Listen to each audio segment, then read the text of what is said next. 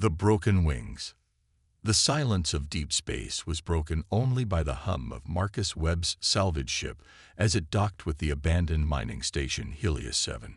3 years had passed since the last transmission from this place, and now it floated like a ghost in the void between star systems. Marcus adjusted his breathing mask and checked his plasma cutter one more time. The station's air might still be breathable, but you never knew what you'd find in places like this. Marcus was a tall man with weathered hands and tired eyes that had seen too much. His brown hair was streaked with early gray, and a scar ran from his left ear to his jaw, a reminder of his time in the Earth Defense Force. These days, he made his living pulling useful salvage from dead stations and derelict ships. It wasn't glamorous work, but it kept him moving, and moving kept him from thinking too much about the past. As the airlock cycled open, Marcus stepped into Helios 7's main corridor. The artificial gravity was still working, though the lights flickered weakly.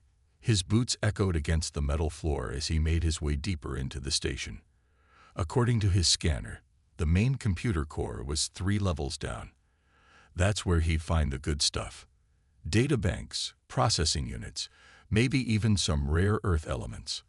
But as he passed through what used to be the station's common area, Marcus stopped. There was something on the floor near the far wall, something that didn't belong. He approached slowly, his hand moving instinctively to the pistol at his hip. What he found made his breath catch in his throat. It was a girl, or at least something that looked like a girl. She was small and thin, with skin that had a faint silver sheen to it. Her hair was pure white, and fell in tangles around her face. Most shocking of all were the delicate, wing-like appendages that extended from her shoulders, torn and damaged, with what looked like old scorch marks along the edges. She was unconscious, breathing shallowly.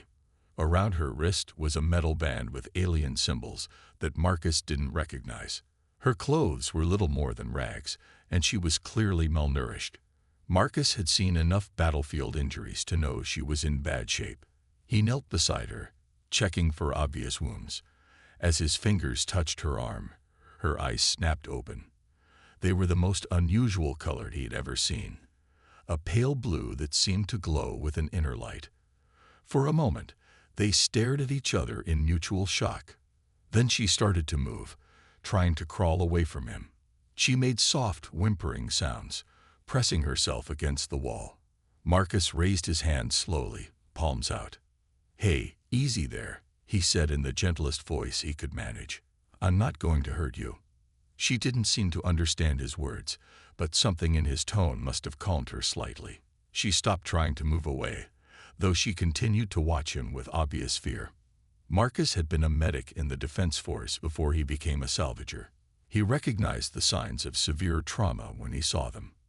This girl, this alien girl, had been through something terrible. The damaged wings, the metal band, the way she flinched from any sudden movement. It all painted a picture he didn't like. Slowly, Marcus reached into his pack and pulled out his water bottle. He held it where she could see it, then took a small sip himself before offering it to her. She looked at it suspiciously for a long moment, then reached out with trembling hands. When she drank, it was desperately, as if she hadn't had water in days. While she drank, Marcus studied her more carefully. The wing-like appendages weren't just decorative. He could see intricate patterns of what looked like circuitry beneath the translucent skin. Her fingertips had the same faint patterns, barely visible unless you knew what to look for. This was no ordinary alien. She was something special, something valuable. And someone had hurt her. Someone had left her here to die. Marcus made a decision that would change both their lives. He wasn't leaving without her. "My name is Marcus," he said, pointing to himself. "Marcus." She tilted her head, studying his face. Then, in a voice barely above a whisper, she said something in a language he'd never heard before. It sounded like music, like wind chimes in a gentle breeze. Marcus tried a different approach. He pulled out his tablet and activated the drawing program. With quick strokes, he sketched a simple picture of himself helping her to her feet. Then he pointed to the drawing. then to himself, then to her. Understanding dawned in her luminous eyes. She looked at the picture, then at him, then nodded slowly. Getting her to her feet was easier than Marcus had expected. Despite her apparent weakness, she was surprisingly light. As they made their way back toward his ship, Marcus noticed something strange. Every piece of technology they passed seemed to respond to her presence. Lights flickered more brightly, displays came to life, and he could swear he heard machinery humming in parts of the station that should have been completely dead. It took them nearly an hour to reach his ship. By the time they arrived, the girl was leaning heavily on his arm, exhausted by the effort. Marcus helped her into one of the passenger seats and began going through his medical supplies. As he worked, checking her vital signs and treating her more obvious injuries, Marcus tried to piece together what had happened here. The station showed signs of a hasty evacuation. Personal belongings were scattered everywhere, meals left half-eaten, workstations abandoned while still active.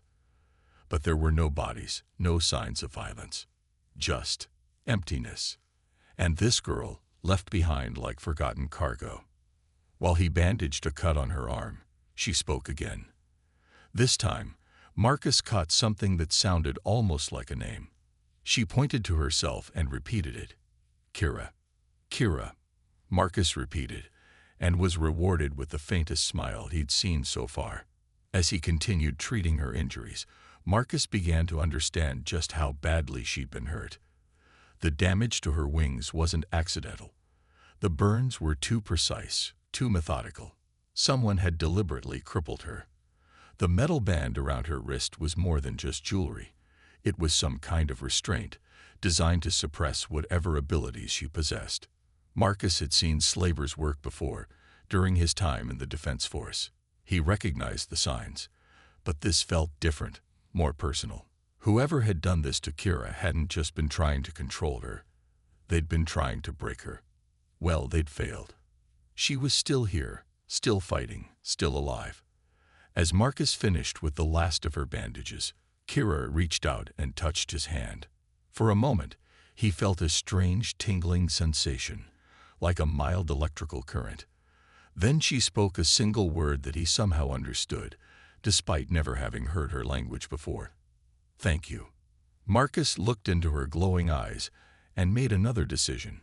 He was going to help her get that restraint off, and he was going to find out what had happened here. But first, he needed to get them both somewhere safe. As if responding to his thoughts, his ship's proximity alarms began to wail. Marcus rushed to the cockpit and checked the sensors. 3 ships were approaching fast, sleek, predatory-looking vessels that he didn't recognize. They moved in perfect formation, like hunters stalking prey. Marcus cursed under his breath and began powering up his ship's engines.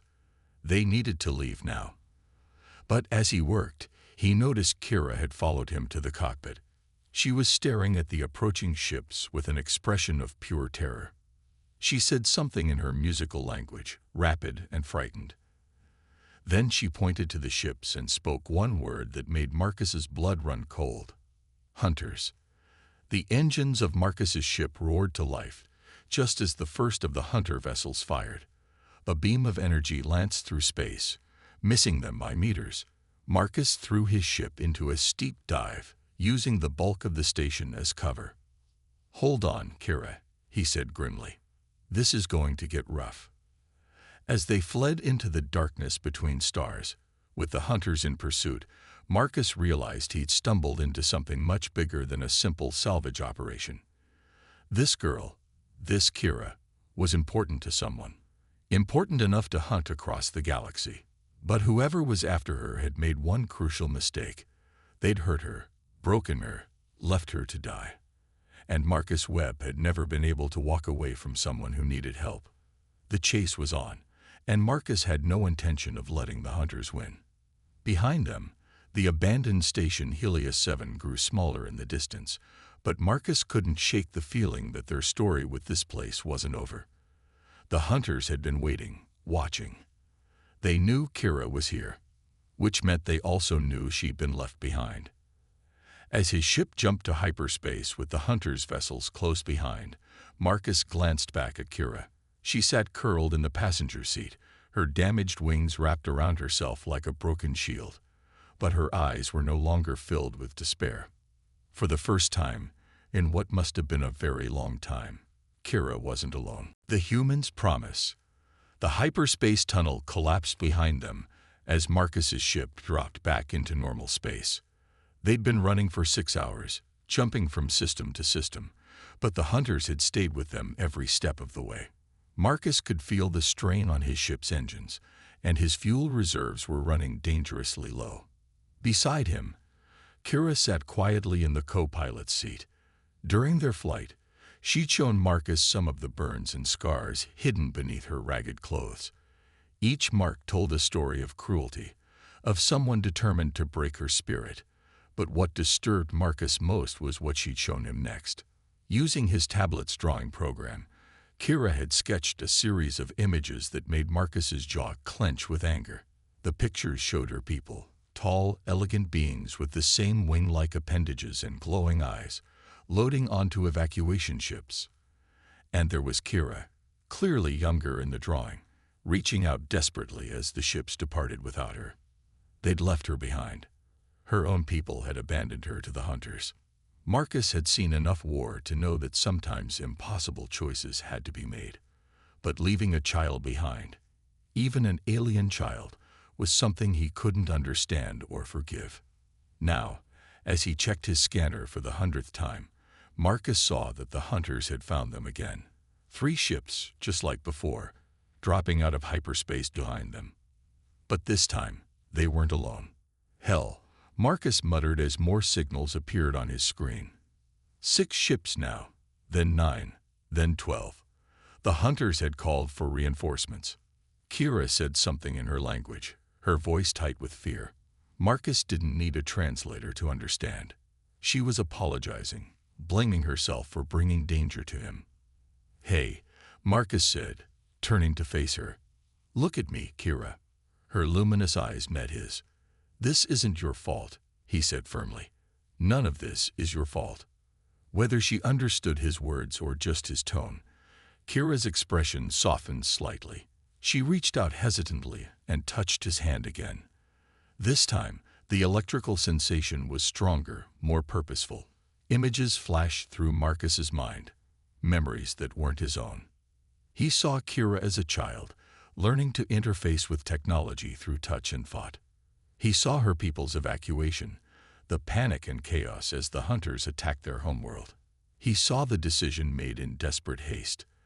Leave the children who couldn't keep up, save who they could. He saw Kira's wings being burned, her abilities suppressed, her spirit nearly broken by months of captivity. And finally, he saw her escape, a desperate flight that ended when she collapsed on Helios 7, too weak to go any further. When the visions ended, Marcus understood. Kira's people weren't evil. They were desperate. They'd had to choose between saving the many or risking everything for a few. It was a soldier's choice, the kind Marcus had faced himself during the war. But understanding didn't equal forgiveness. She'd been just a child. "I won't leave you," Marcus said quietly. "I promise."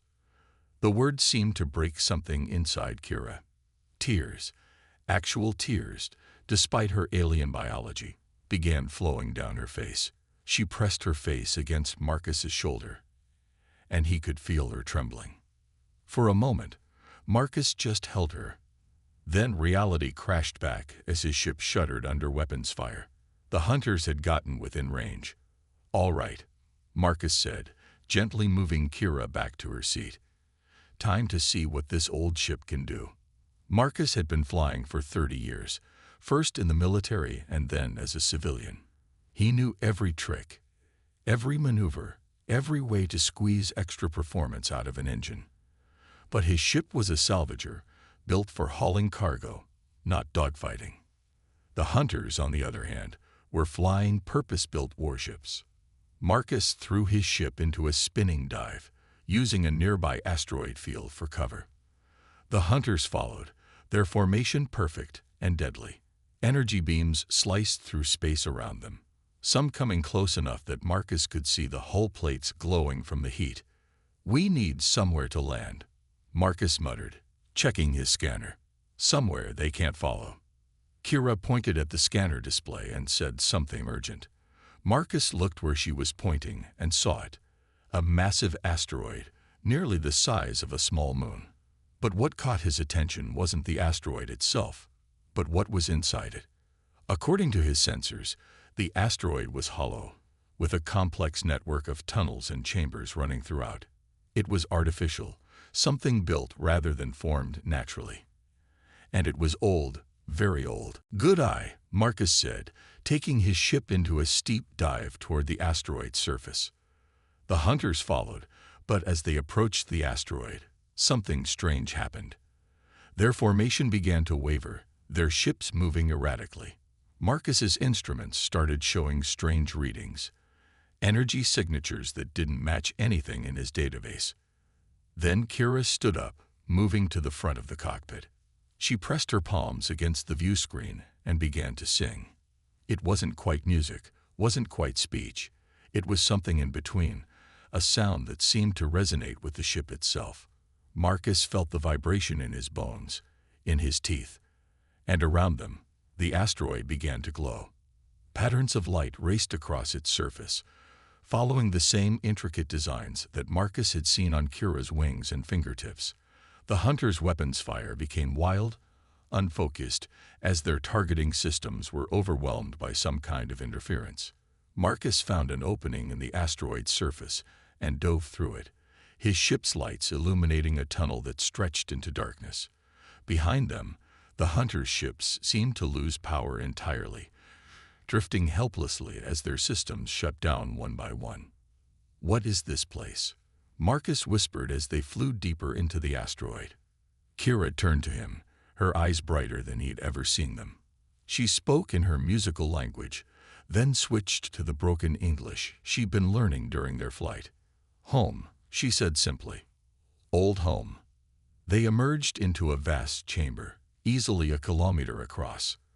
The walls were covered in the same glowing patterns, pulsing gently like a heartbeat. In the center of the chamber sat the remains of what must have once been a magnificent city, spires of crystal and metal reaching toward the artificial sky. Marcus landed his ship on a platform that seemed designed for that purpose. As they disembarked, Kira ran ahead, her bare feet making no sound on the smooth floor. She moved with more grace than Marcus had seen from her before, as if being in this place had restored something that had been taken from her. "Kira," Marcus called, following more slowly. "What happened here?" She stopped at what looked like a control panel, placing her hands on its surface. The entire chamber suddenly blazed with light as ancient systems came online. Through the display screens that materialized around them, Marcus could see the hunters' ships still drifting outside, their crews apparently unconscious. Kira turned to him, and when she spoke, Marcus somehow understood every word, as if the place itself was translating for them. "This was a sanctuary," she said, "built by my people long ago, before the hunters came. A place where those with the gift could be safe." "The gift?" Marcus asked. Kira gestured to the glowing patterns around them. "To speak with machines, to become one with technology. The hunters want this gift. They take our children, try to copy our abilities. But it cannot be copied. It can only be freely given." Understanding dawned on Marcus. "That's why they left you behind. Your people thought the hunters would take you anyway." Kira nodded sadly. "They were afraid. The gift is strongest in the young. I understood their fear, but—" She touched the damaged restraint around her wrist. "Understanding does not heal the wound." Marcus studied the device around her wrist. "Can we get that off you?" "Here, yes," Kira said. "The sanctuary systems can break the suppression field. But Marcus—" She looked at him with an expression that was far too old for her apparent age. "If they remove the restraint, I will be able to protect us. But the hunters will be able to sense me across the galaxy. They will never stop coming." Marcus was quiet for a long moment, considering. Then he smiled, the first genuine smile Kira had seen from him. "Let them come," he said. "I meant what I said before. I won't leave you." Kira stared at him in amazement. "You would risk everything. For someone who is not even your species." "My species," Marcus said firmly, "includes anyone who needs help." The process of removing the restraint took several hours. Ancient machines hummed to life around them, carefully calibrating their energy fields to match the suppression device's frequency. Marcus watched as patterns of light played across Kira's skin, growing brighter as the restraint's power weakened. When the metal band finally fell away, the change in Kira was immediate. Her wings, which had hung damaged and useless, began to regenerate before Marcus's eyes. The scorch marks faded, replaced by intricate patterns that pulsed with soft blue light. Her injuries healed, her strength returned, and most importantly, the fear in her eyes was replaced by hope. She stood before Marcus transformed, not just physically, but spiritually. She was no longer the broken child he found on Helios 7. She was something magnificent, something the universe had tried to destroy but failed to break. "Thank you," she said, and this time Marcus felt the words as much as heard them. "You have given me back myself." Outside the sanctuary, the hunters' ships were beginning to stir.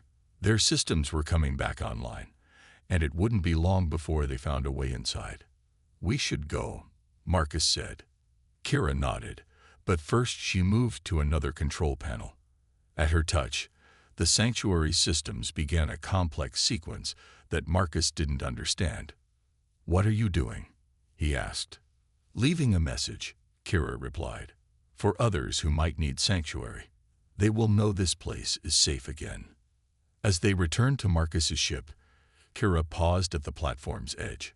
She looked back at the ancient city, her expression thoughtful. "My people were wrong to leave me," she said quietly. "But they were not evil. They were afraid, and fear makes us do things we regret." "Will you try to find them?" Marcus asked. Kira considered this, then shook her head. "No. They made their choice, and I have made mine. I choose to stay with the human who saw value in one broken alien girl." They launched from the sanctuary just as the hunters finally broke through its defenses. But as they emerged into space, Marcus realized something had changed. Kira's presence was no longer hidden. She blazed like a beacon in the hunter's sensors, but she was also no longer defenseless. The lead hunter ship moved to intercept them, weapons charging. Kira placed her hands on Marcus's ship controls, and suddenly they were moving like nothing Marcus had ever experienced. The ship danced between energy beams, twisted through impossible maneuvers, responded to thoughts as much as controls. "How are you doing this?" Marcus asked, awed. "We are one now," Kira replied. "Your ship, you and I. We think as one, move as one." The hunters found themselves chasing a vessel that seemed to exist partially outside normal spacetime. Marcus's old salvage ship flowed like water, struck like lightning, and vanished like smoke. One by one, the hunter vessels were disabled, not destroyed, Marcus noticed, but merely left powerless and drifting. "You're not killing them," Marcus observed.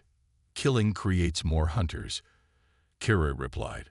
"But perhaps experience will create wisdom instead." When the last hunter ship was disabled, Kira guided them into hyperspace. But this time, the journey felt different. Marcus sensed destinations beyond anything his ship's computers could calculate, pathways between stars that existed in dimensions he couldn't name. "Where are we going?" he asked. Kira smiled, and in that smile Marcus saw a universe of possibilities. "Everywhere," she said. "There are others out there, others who have been abandoned, forgotten, left behind. My people, your people, people we haven't met yet. The hunters aren't the only predators in the galaxy." Marcus understood. They weren't just running anymore. They were beginning something new. A mission, a purpose, a promise to those who had no one else. 6 months later, Marcus's ship had been transformed. It was still recognizably the same vessel, but Kira's influence had made it something more. The hull gleamed with patterns that shifted like living things. The engines hummed with harmonics that sang across dimensions, and the cargo holds had been converted into quarters for the rescued. Kira had learned to speak perfect English, though she still preferred to communicate through the strange connection she shared with Marcus. Her wings had grown back fully, and she'd grown taller and more mature. But she still sometimes curled up next to Marcus when the memories became too painful, and he still wrapped his arms around her and promised that she was safe. They'd rescued dozens of beings during those 6 months, slaves, refugees, the abandoned and forgotten of 100 worlds. Some stayed with them, becoming crew members on their ever-growing ship. Others they delivered to safe havens, to new homes where they could rebuild their lives. The hunters still came sometimes, drawn by Kira's blazing presence, but they came less frequently now. And when they did, they found themselves facing not just one gifted alien and one determined human, but an entire ship full of beings who had learned that sometimes the only family you have is the one you choose. Marcus stood on the bridge of his ship, watching the stars wheel past. Kira sat in the pilot's chair, her hands moving gracefully over controls that responded to her thoughts. She'd grown into her power, become something magnificent, a bridge between organic and synthetic, between species, between lost souls, and the hope of home. Any regrets? Kira asked without turning around. Marcus thought about his old life, about the loneliness of salvaging dead ships and empty stations, about the nightmares that used to wake him in the dark of space, memories of war and loss, and all the people he hadn't been able to save. None, he said honestly. Kira smiled and leaned back in her chair. Good, because according to our sensors, there's a slave transport 3 systems away. They're carrying refugees from the Keth genocide. Marcus felt the familiar stirring in his chest, the call to action, the need to help those who couldn't help themselves. It was the same feeling that had made him stop when he found a broken alien girl on an abandoned station.